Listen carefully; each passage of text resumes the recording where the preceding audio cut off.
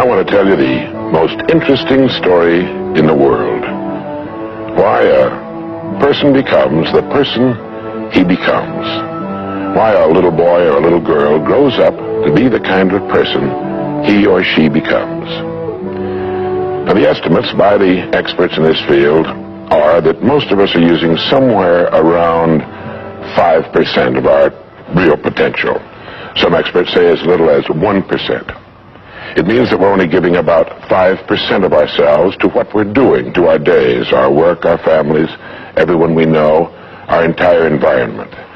But it also means that we're only experiencing 5% of the fun, 5% of the joy, 5% of the rewards we could be knowing, or less.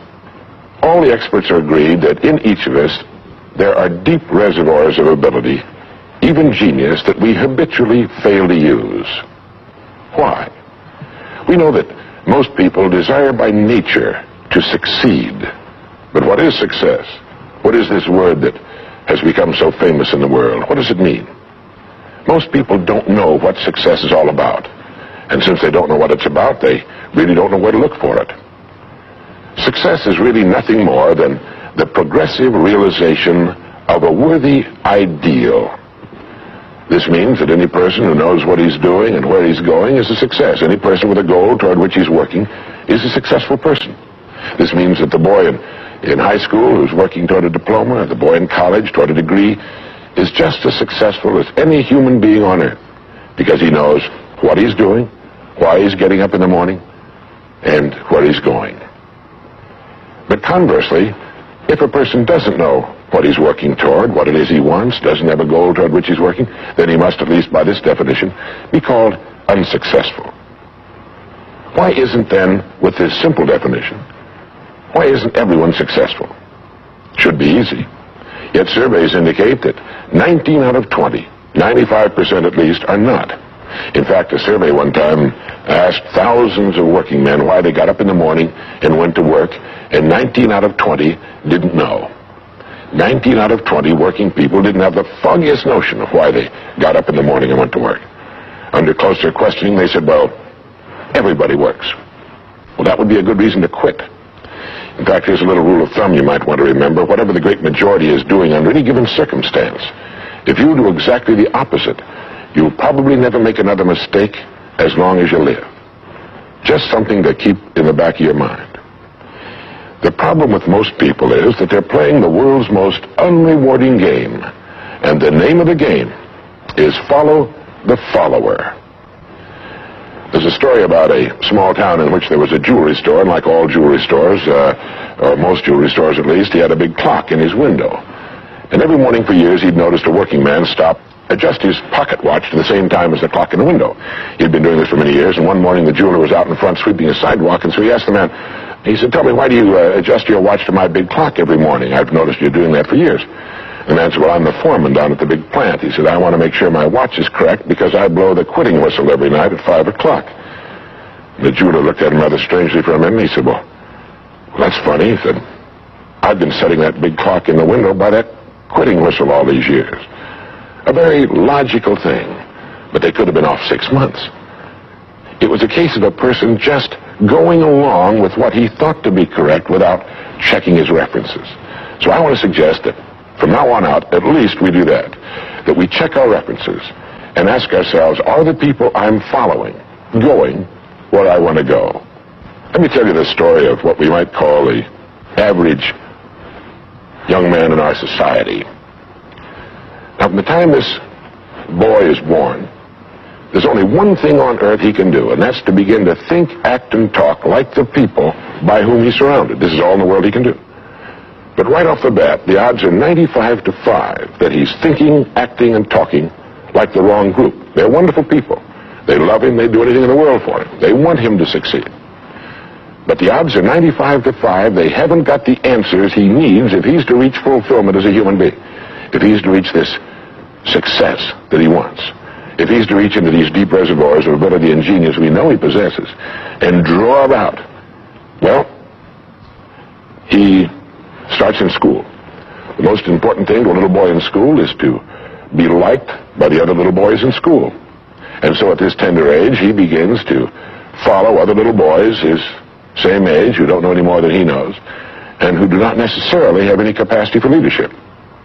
And he does this in the first grade, and the second, and the third, and the fourth, and the fifth, and the sixth, and the seventh, and the eighth, and year after year after year, he forms himself into a composite average of other little boys his age, trying to be like them, trying to do the only thing in the world that's impossible for a human being to do, which is to be like somebody else. Now, let's say he goes all the way through school. Usually goes in the military service. Again, he's caught in a vice-like grip of conformity. Now, let's say he's 25 years old, out of school, out of service. What's he going to do? As a rule, he'll go back to his hometown, unless he's married, in which case he'll go to his wife's hometown. But let's say he goes back to his own hometown. He's single. He doesn't know quite what to do. He's standing on a corner one morning, and a friend that he knew in school comes up and says, "Hi there, Charlie, what are you doing?" He says, "Nothing." He said, "Why don't you come down and work where I work? It's a pretty good place. The pay's regular. We got all kinds of fringe benefits and so on." And so he does. The odds are about, again, 95 to 5 that his first job is taken as a result of random application. On the job, without thinking about it, the most natural thing in the world for him to do is to look around, see how the other guys are doing their job, and to begin doing his the same way, assuming that what is normal for them is normal for him. No reason for this. He doesn't think about it. He just does it. Now, he has stretching in front of him 50 years or more in the golden age that man has been dreaming of since the days of ancient Greece. What's he going to do with these 50 golden years? We know that he works 40 hours a week, as a rule. 40 hours a week, which leaves him 72 hours a week when he's neither working nor sleeping. 72 free, discretionary hours each week to do with as he pleases. Now, at this point, of course, he's married, he has his little house and his little car.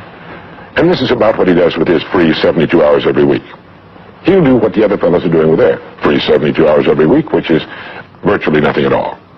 On a typical day, he'll quit right on the dot, get in his little car, go to his little house, go in his little kitchen, kiss his little wife, and say, "I'm tired."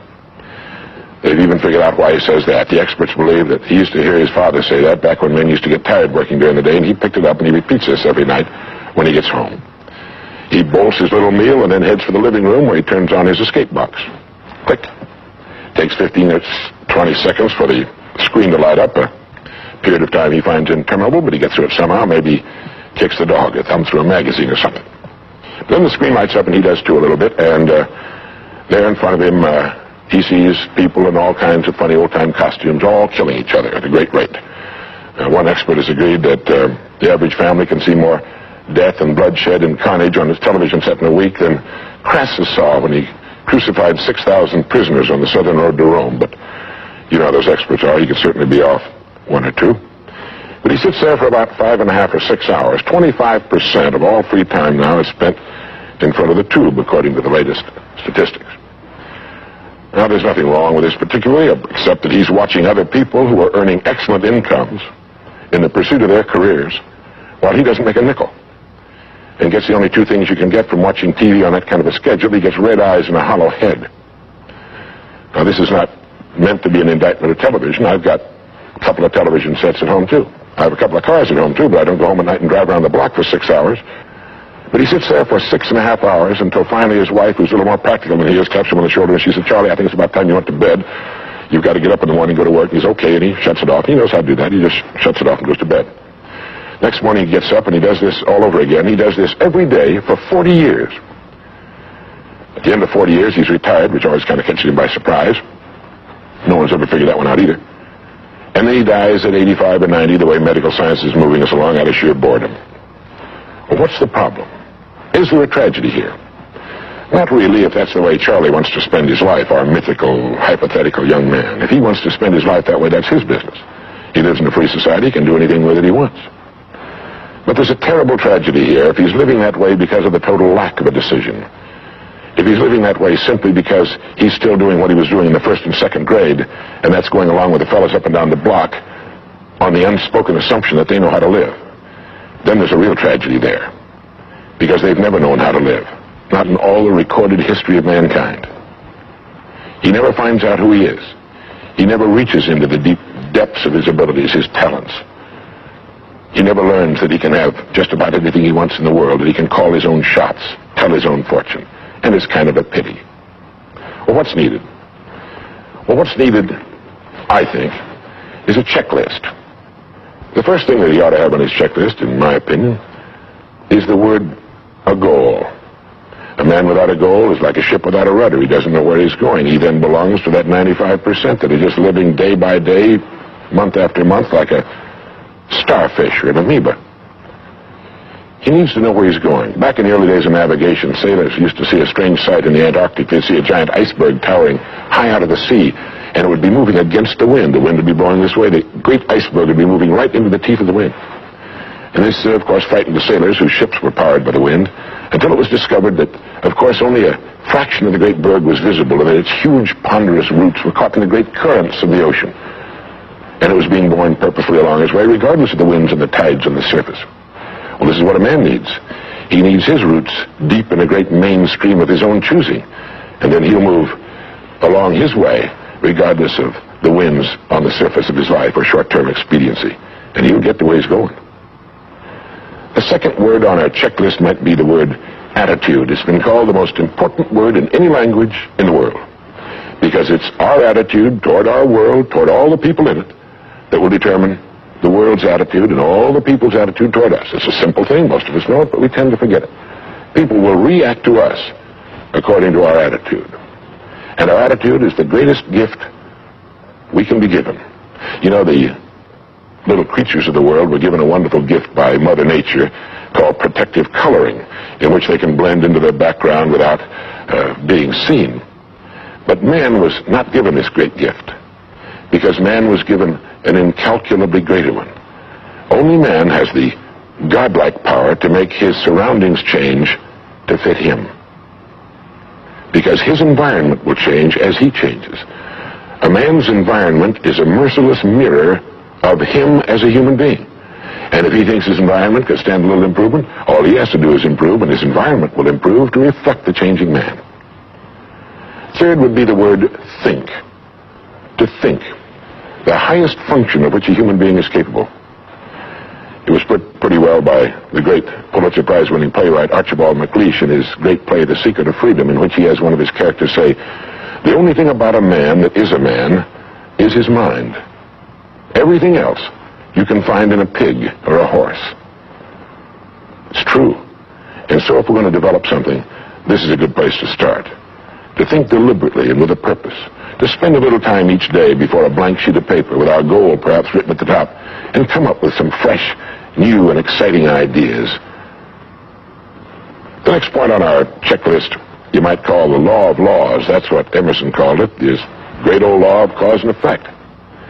That our rewards in life will always be in exact proportion to our contribution, to our service. We all know this, really. We tell our children in Sunday school that as ye sow, so shall ye reap, but we forget that that's true. If a man is unhappy with his rewards, all in the world he's got to do is find ways of increasing his contribution, his service.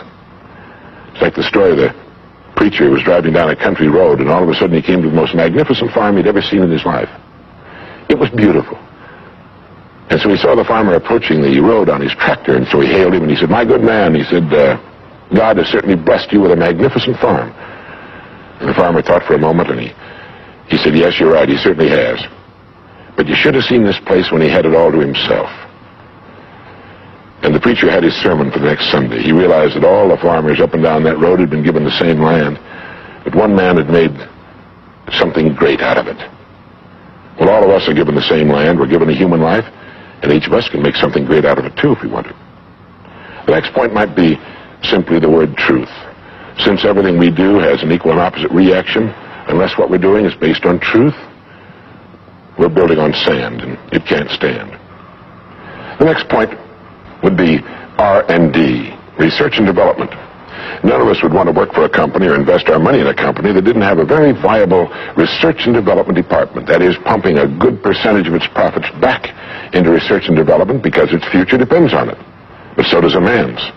And you might ask yourself, how much of your own take-home pay have you spent during the past year for materials calculated to make you smarter this year than you were a year before? Calculated to make you a little better, a little bigger as a human being, to perhaps love a little more and hate a little less and do a little better job than you did a year ago. How much money are you pumping back into yourself and your future? It's worth thinking about. And finally, the strangest secret. At the beginning, I said, What makes a child grow up into the human being he becomes? Well, this is the reason for that. Of course, he's the confluence of a genetic pool that goes back for thousands and thousands of years. His environment has an influence on him, of course. But what makes him become the person he becomes is that he becomes what he thinks about most of the time. It's as simple as that. We become what we think about most of the time. And that's the strangest secret. This is why thinking is so vital. This is why a goal is so important. Because we will become that. This is why people who set goals achieve them. The trouble with men is not in achieving their goals. They do that. It's in establishing them. We must love them. We must help them. We must serve them, because our whole success will depend on our ability to do these things. But never lose our own individuality and our identity by permitting ourselves to become submerged in what has historically proved itself to be little more than a suffocating sea of indirection and purposelessness. If we want to emulate someone, fine, but let's be choosy in whose steps we follow. It's the only life we've got. And remember to think. Imagination is everything, and we can become what we can imagine. If you find yourself getting depressed and down at the mouth, as we all get once in a while, you might want to remember this quotation by Dean Briggs. He said, "Do your work. Not just your work and no more, but a little more for the lavishing's sake. That little more which is worth all the rest. And if you suffer as you must, and if you doubt as you must, do your work. Put your heart into it, and the sky will clear. And then out of your very doubt and suffering will be born the supreme joy of life."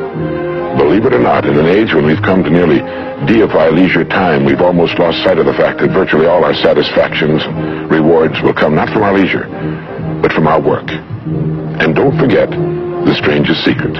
We become what we think about.